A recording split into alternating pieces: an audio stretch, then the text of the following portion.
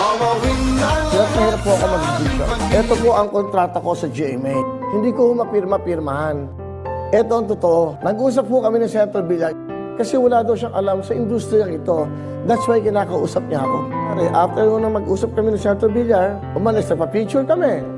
Sabi ko sa kanya, pwede ko pa itong i-post. Sabi niya, sige. It's about friendship. Yung pinagdaanan namin nung nagkakampanya, kung saan kami nang ganyan, tumatakbo siya. Siya yung nagbigay sa akin no, ng Will Tower. Akin yung lupa, siya yung nagtayo. Yun ang regalo niya sa akin nung kasama ko siya, nung down na down din kami. I'd just like to thank personally, especially Mr. Goson.